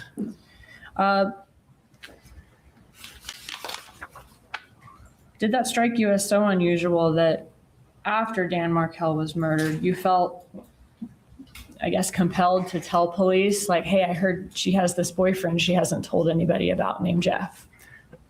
Yes, I did. The FBI came to my house and I spoke to them once, and either it didn't come up or, it's a bit nerve wracking talking to the FBI, and that they didn't ask any questions about that. And then, I guess over the ensuing week, I'd heard about like this Prius and this unsolved murder. And I remembered, it struck me as odd that I was sent these photographs of a boyfriend and not to tell the parents about him. And so that's when I wanted to have a clean conscience. So I reached out to the FBI and I said, I don't know if this matters, but I figured I would, tell you about this. And they came back for a second interview and looked at the pictures. Okay. When is your father, Harvey Adelson's birthday? July 5. Okay, so on July 5th of 2014, how old would he have turned that year? 70. Okay, and this is about 2 to 3 weeks before Dan Markell was killed? Yes. Did your family do anything to celebrate his birthday that year? Yes, we had a party at their condo. Okay, was there a gift from the family or from any of you to him? No. I remember an email, and my dad is not someone who wants gifts or a big deal made about him. And so, the email is something like, your dad doesn't want gifts. He just wants all of his kids to be with him on his birthday. And was that from Donna Adelson? Yes. So she's basically letting you know you and your kids coming is going to be his gift. Correct. And everybody, all the kids and grandkids being correct. There. Okay. Did the family ever discuss going on a cruise? No, not with me. When a birthday gift is given for somebody in the family, does Donna Adelson typically say, we're going to get him this, everybody owes this much, everybody's going to pay a third, or whatever it is? Yeah, if there was like a big gift we're getting, or they said, we're getting this for someone, and you can be part of it, that was not uncommon. Okay. So tell us about the party you said it was at the Continuum? Yes, at their apartment. Okay. So is that like a condo building in Miami? Yeah, on Miami Beach. Okay. On Miami Beach, like South Beach? Yeah. Okay. And is it a secure building? It's very secure. It was, we were staying at a hotel down the street, and there was armed guards, and, apparently there's a lot of celebrities that live there. It was a very high, very secure building. Okay. And these celebrities that live there, were they people that you knew of? I mean, you knew who they were? Sure. Yeah, A-Rod. Did these people have kind of guards of their own too in the building? I don't know. Oh, okay. So the guards that you saw were the guards in the front? Yes. All right. Had your parents, how recently had they moved to the Continuum? I got the idea. It was certainly less than a year. I don't remember exactly, but it seemed like they said they were going to try living down in South Beach to see if they liked it for their retirement. And so it had to be sometime, before, because they were pretty well moved in there. But I don't remember the exact time, but if I'm guessing, like maybe 6 months before or something like that. Okay. So by the weekend of the party, July 5th, are they fully moved into their condo there? Yes. Okay. And are they living there full time? From what you know? It seemed like that, but I couldn't. I know they still own the house in Coral Springs, so I don't know if they're just there on the weekends, but I couldn't say definitively, but it looked like they were living there fully. Okay. Was his party on his actual birthday or another day of the week? No, on his actual birthday. All right. Was your brother Charlie there that weekend? Yes. Wendi and her sons, were they there? Yes. Was the party catered? Yeah, there was, yes. What type of food did you have? There were like like past hors d'oeuvres, and then there was a like a paella chef on the balcony. Okay. Was the party a surprise for Harvey? No, So you were never told, don't tell him about it, it's a surprise, No. anything like that? Don't tell him. Were you not supposed to tell him anything about the party that was a surprise? no, there was nothing about a surprise birthday. Was there ever a time in the weeks leading up to the party that you heard that the party may be canceled for any reason? No, never. All right, so how did you first hear about Dan Markel's murder? I heard the day after the shooting occurred, so that would be Saturday, July 19. I was at a meeting in Chicago, and I think I got a phone call first, and that I was in a meeting, and so I just said can I call you later? And then I got a text message shortly thereafter, like right before 10 in the morning, that said like, tragedy here, please call. And are these from Donna Adelson? Yes. Okay. So were you able to call her that morning from the conference in Chicago? Yeah, so I walked out and went to the hotel lobby and just hit call. Okay, and tell us about that conversation with her. So it's one of those moments that you'll just remember forever. So I remember being in the lobby of the Westin, and I assumed something terrible had happened, and but I wasn't ready for it. She said, so we just want to let you know that Danny's been shot, and they took him to the hospital, but he didn't make it. And it didn't make any sense. And I probably asked like a few medical questions, and they said they're driving up to go help Wendi, and we'll talk to you later. We can't talk now. Okay. Was she crying in that conversation? Not in that conversation. Sir? No, she was not. Okay. It was very matter of fact. Did she ever give you any further detail that weekend about how he'd been shot, or other than just Danny was shot and he didn't make it? I think it was the next day. So the only really other time that I spoke with him that weekend, I was in the airport going home like Sunday afternoon. So it was definitely the next day. And it was the first time I could actually have any kind of conversation. And, one of the things that she told me is, it bothered me, but I didn't have any other details about, but she said that, someone went to the front door and said, "Are you Dan Markel?" and then shot him. And then I said, "Well, how could you know that? Who's telling you that?" And she said, "Well, that's just what they're telling us." And Okay. So she said someone told her that someone knocked on Danny's door, said, "Are you Dan Markel?" He said yes, and the shooter shot him. That's the story I heard. And, later we found out that wasn't what happened, but that story bothered me a lot because there's only one way you could hear that story. Was she crying when she told you that information? No. You mentioned earlier that law enforcement contacted you after Dan Markel's murder. Did they contact you to try to see if you knew any information? Yeah, they came to our house. I was already at work, and so they talked to my wife. It had to be a Wednesday or Thursday, so I was already at work. And is this your house in New York? Yes. Okay. And did you end up talking to law enforcement and letting them, answering their questions, letting them know what you knew? Yeah, they came to my office the next day, and we with two agents, and we had an interview. Okay. After that conversation with, you said it was the FBI earlier, right? Yes. Okay. After that conversation with the FBI, did Donna Adelson ever say anything to you about having talked to law enforcement or the FBI? It was either that afternoon or the next day, but and she called me and said, just want to let you know, if the police come around, don't talk to them. Okay, so she told you not to talk to law enforcement. Correct. Did you let her know that you already had talked to law enforcement? Yeah, I said I already did. And what did she say to that? She said, "Oh, well, you don't know anything anyway." You don't know anything anyway? Correct. Was that an unusual statement coming from your mother?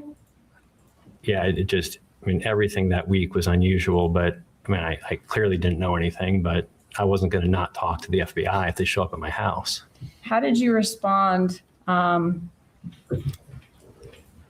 me ask you this. After the murder of Dan Markell, did Donna Adelson seem curious about who killed Dan Markell? No. Was there a complete lack of curiosity? Yeah, nobody seemed curious. Did you actually ever ask her, like after the murder, like, hey, like, what do you think happened? What do you? Yeah, and the conversations were kind of rerouted, or that was certainly discouraged, and it was probably like maybe sometime like mid-August, when I finally had a chance to ask and say, what is going on? I mean, this was not a small event. This was getting a lot of notoriety, and I said, what do you guys think happened? And she had said, I don't know and I don't care. It doesn't concern me. Was that out of character for her to not be curious and not be asking some questions? Yeah, I mean, it was an unsolved murder of, my former brother-in-law, like someone that we all know very well. I mean, if it was like some neighborhood gossip, people would be interested. This was like national interest, and nobody had any curiosity about, who did this to Danny. Is a person, you mentioned that, not only is it your brother-in-law, but it was like national news at that point as well. Yes. And regardless of it being national news or not, I mean, is a person dying from gun violence an extremely unusual thing to happen in your family? Yeah, I mean, to this day, Danny's the only person that I know who's died from gun violence or been a victim of gun violence. So it's unique in that manner. What would your mom, Donna Adelson, do if you did try to ask her any more about Danny's murder after that? It wasn't a subject for discussion. It would be rerouted, or, it was just not a subject to discuss. When you say rerouted, you mean like changing the subject? Yeah. Okay. All right. Fast forward to 2016. Do you remember in May of 2016 when Sigfredo Garcia and Luis Rivera were arrested? Yeah, I do. I actually saw it in the OR lounge. Someone told me about it. So it had to be like a Wednesday, and you were in the operating room lounge. Yeah, it was and someone the lounge. Told you about it. Yeah, someone else, because stories like this people see on Twitter or such, and I remember someone telling me like, "Did you hear about that case?" Because it's more than one person had followed it, and I saw it, and then. That was on the 26th. And I remember the dates because our anniversary is on the 28th of May. My wife and I were like, should we call them? Like they arrested some guy who killed Danny. And when you say them, you mean like, should we call parents. my parents? And yes. Yeah. Okay. So it was big news that even people you work with were seeing that there were finally some arrests made. Right. Okay. And that was 2 days before your anniversary, you said? Yes. Okay. So, did you and your wife eventually talk to your parents? We did. Like we thought, like, should we call them? And we figured, if they wanted to call us, they would call us, and then they didn't. And so we figured, well, they'll call us on our anniversary, and so we can just sit tight. And I'm sure it's pretty stressful. And this guy was arrested in Miami, and so they called us on our anniversary, which was the 28th. Okay, so that was 2 days after the arrest, I think. 2 days after I found out. Yes. 2 days after you found out. Thank you. So on the 28th, did you talk to Donna Adelson? Yes. All right. And when she called you, was she telling you the good news that Danny's killers were arrested? No, just called us for anniversary, and wished us well and had some small talk for a bit. I kind of let it go for a little bit. And I mean, this was not small news. And so I finally broached the topic and said, they found the guy, they arrested someone who killed Danny. There's no response. And then I said it, at least 2 or 3 times that, they made an arrest. They got the guy who killed Danny. Yeah. And then her response was, I've got to go. And then did she hang up the phone after that? Yes. And did you ever talk to her about it again ever after that? No.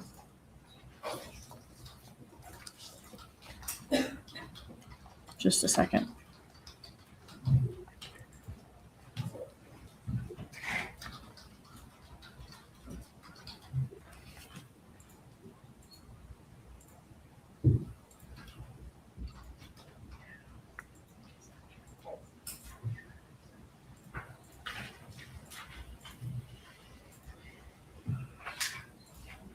Other than, her reaching out for happy birthdays, happy anniversaries, that kind of thing, was that the last conversation you had with her?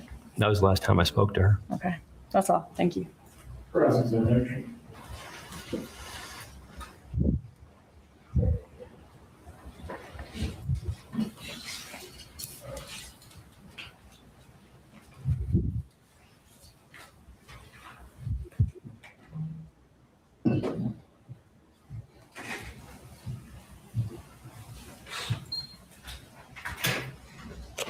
Good afternoon, sir. Good afternoon.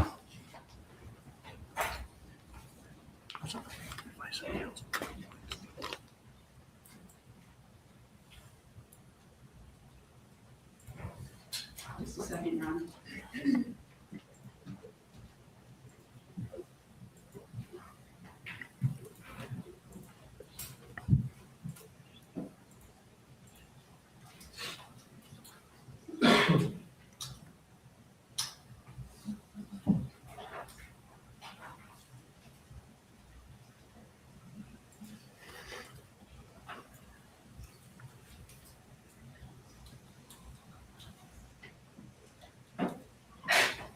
I do think we all do need to remember while we watch this again, because I have not watched this since the trial. I've never watched it on screen. I was there. Is that we now know he was a marked man, which makes me want to cry. Like, he was a marked man and he knew it. And it's not your average shooting. Sorry, it's my husband. It's not your average shooting when the FBI shows up at your house. Like, they showed up at his house pretty quickly. You hear now with the Phoenix Eichner, which is the FSU shooting case, and Jack Campbell's talking about flying to Norway to do a deposition. For whatever reason, which we don't know, the FBI was on this quickly. Why? Was it because of the RICO? Was it because of Lewis? We don't know. But think about it. He was a marked man. His mother and father wanted him dead. But they still, one of them walks free.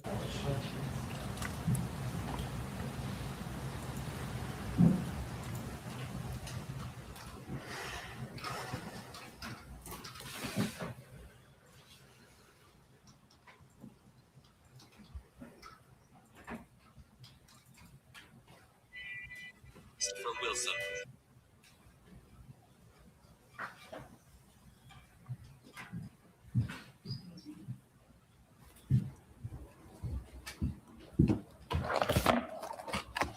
I'll say it again. Good afternoon. Good afternoon.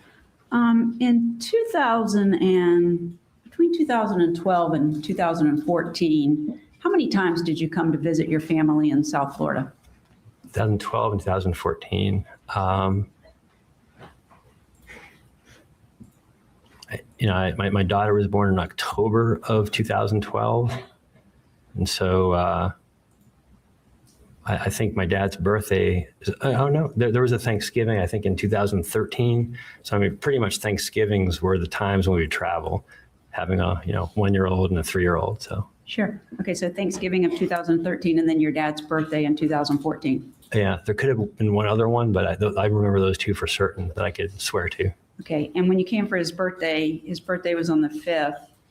You came in on the 4th, the party was on the 5th, and you left on the 6th, correct? That's my memory of it.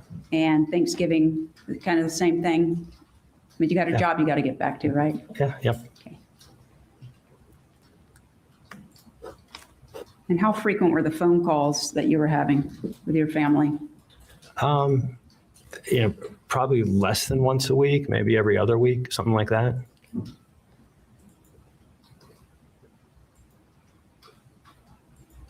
And when I say family, I think I'm referring to Donna. Sure. Okay. Now, you were here I do, Ryan. That's exactly what I mean. on the 5th for your dad's birthday. You said you went home on the 6th. Yep. And Danny Markell was brutally murdered on. There's rumors to this effect. Remember with Drina, there's rumors that they wanted to hurt him. And she said she wanted to shove a sock down his throat. July the 18th of 2014. That was in the summer. Correct. Recall that? Yes. And when did you arrive in Florida to be with your family? I didn't. Thank you. I meant parent, but you're correct. You had mentioned in your direct testimony that your mom called and said you shouldn't talk to the police. You recall that? Yeah, I do. Yes, What actually happened was a family friend, Michael Weinstein, you know him, correct? I do. Yeah. Your mom indicated that he had called and advised that as a family friend and an attorney that you all should not talk to the police. That's what she told you, isn't it? Yeah. Yeah. Thank you. I don't have anything further. Redirect examination.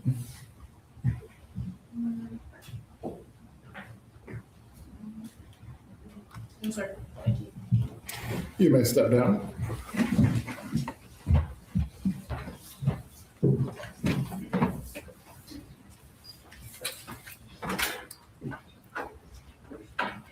Does the state have a witness that will go about a half hour exactly? One very brief witness.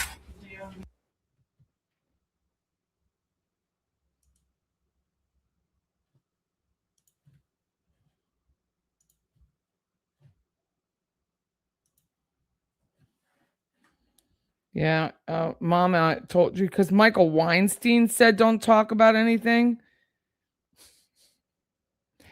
That's her response to that because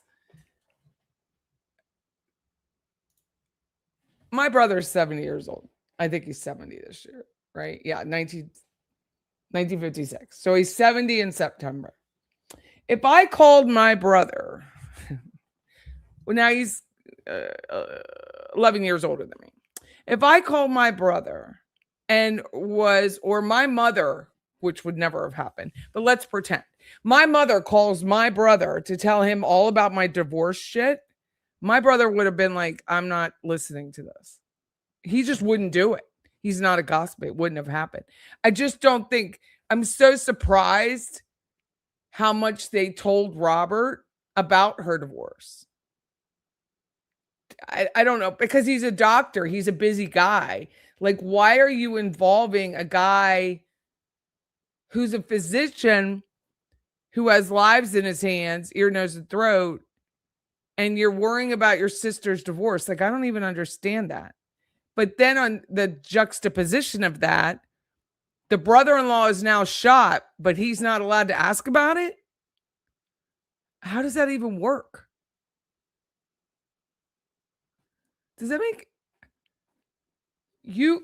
We need to involve you in every aspect of every motion, of every deposition, of every bit of what a douche that they believe Dan was. But now that he's gone, don't ask a question.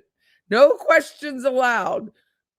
Some Jewish guy over here says, don't ask. Okay, well, doesn't make any sense.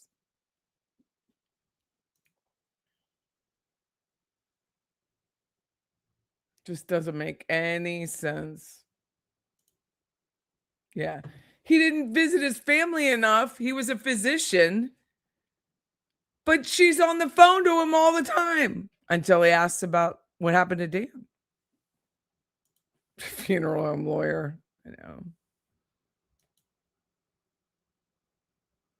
The jury loved him from the start. Wendi is always in need of help and support.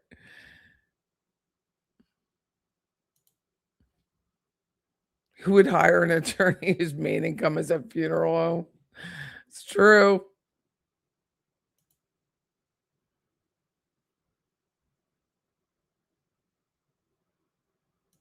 I feel like the closed chambers in-camera transcript that was unsealed for a hot minute, which I did a show on because I grabbed it, revealed a purposed hit on Mexican cartel on Rob.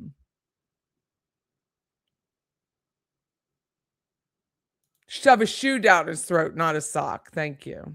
You just turned 72. Yeah, he's September 27th. September 27th.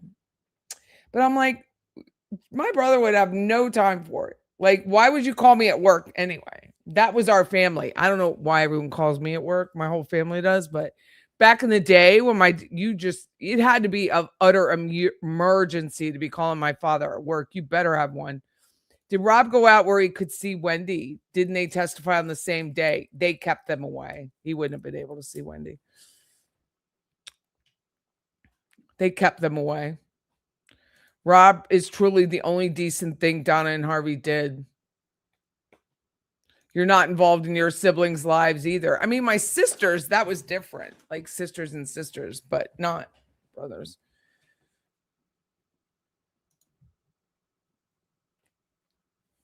The Adelsons are knucking buds. Robert's wife is also an MD at the same time they had 2 young children.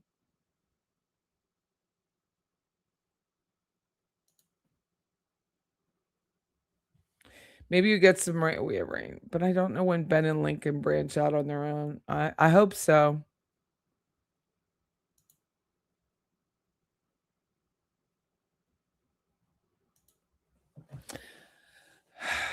I don't have that much family left, but yeah. The sheriff's office staff at the courthouse were protecting Robert. Yeah, I think that was part of the situation. But remember, we've just recently learned because of that Jason Newland, Georgia Kappelman conversation with Judge Sheffield that Rob had talked to the FBI since 15 and they didn't know about it.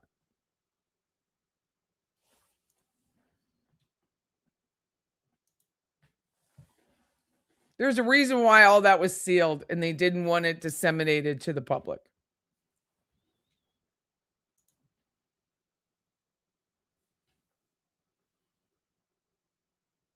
I thought we were going to get rain yesterday. We got rain today. Fulford needs to relinquish her bar card. Well, I think she's listed on the appellate docket. Like, isn't she listed on that docket with them? That not that you can see anything. What is it? First DCA.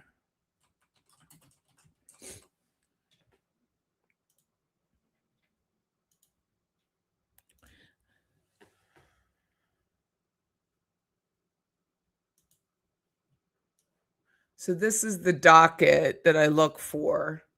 It's the ACIS, Florida Courts, ACIS, Appellate Case System. So you put in party search.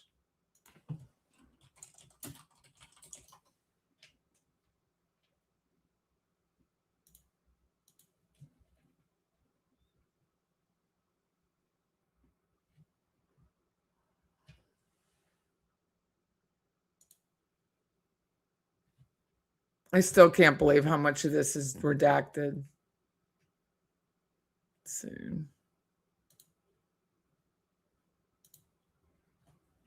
Maybe it's open now. Supplement the record is appealing her convictions. Oh, right. Remember? I think Professor Joe did this. She missed her appellate dates. I love it so much. Appellate Adelson is appealing her convictions and sentences. In reviewing the record on appeal, Undersight Counsel discovered the record is incomplete. The trial court allowed the state to treat testimony from the jury trial regarding statements made by the Adelson during a wiretap call between them as adoptive admission. The pertinent section of Mr. Adelson's testimony is contained. Counsel for the appellant. Who is this?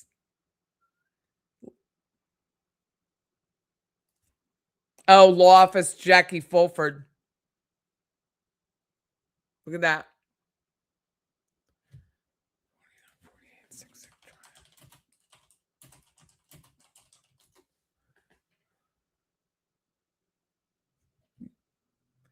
Are you sitting down?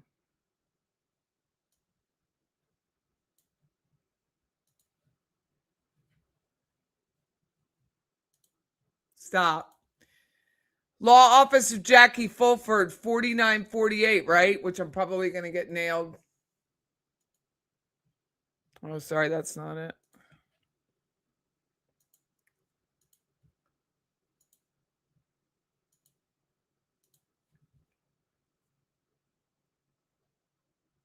Young Fulford Funeral Home.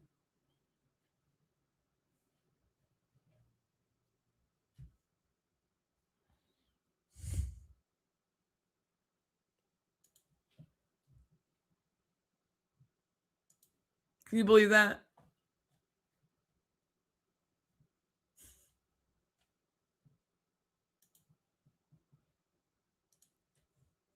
Unopposed motion for extension to serve initial brief. Order striking stipulation. What is this?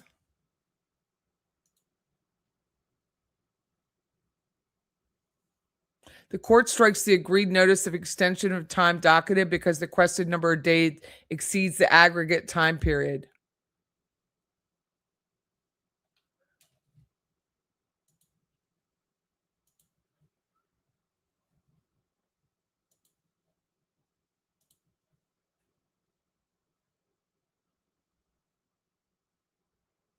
Assistant Attorney General Lee.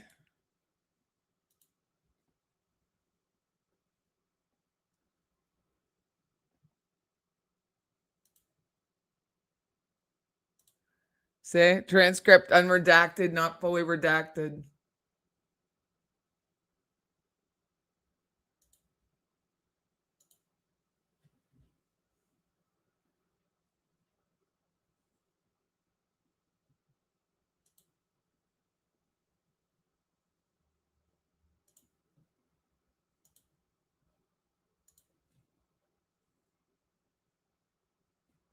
Correct show cause order.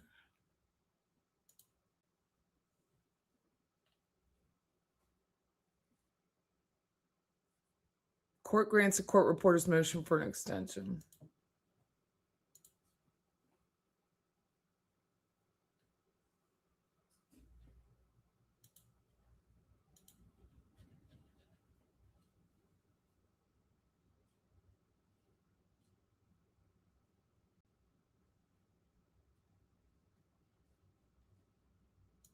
Sorry, I'm saving this because I don't trust it'll be around tomorrow.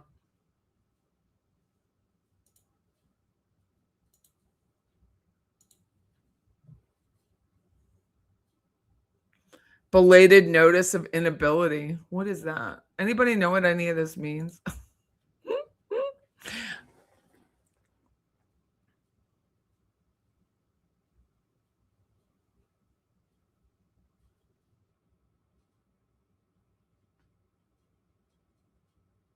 Who was unable to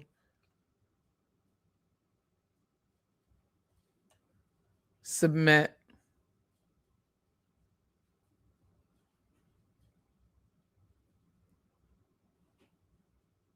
Customer criminal assistance. I don't know what that is. Sounds like a bunch of fuck ups in this case.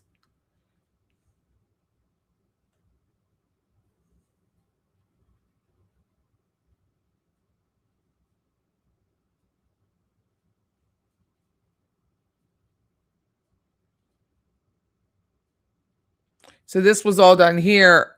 Here they struck the stipulation for extension. So it'll be interesting to see 2 days later what happens. Anyway, she's working out of the funeral home.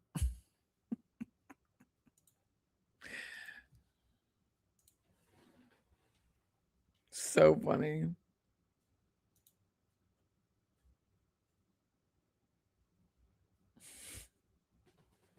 A condom shop, a law office.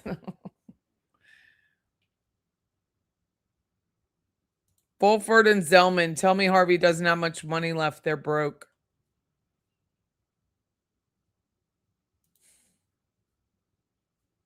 Jackie's office is behind a clumbing. I don't know. What is that?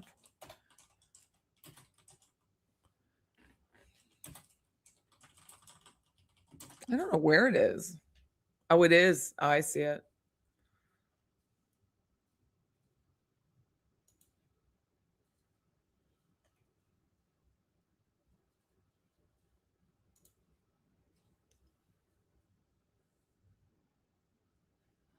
Are Wendi and Jorge still together? Where's she going to go?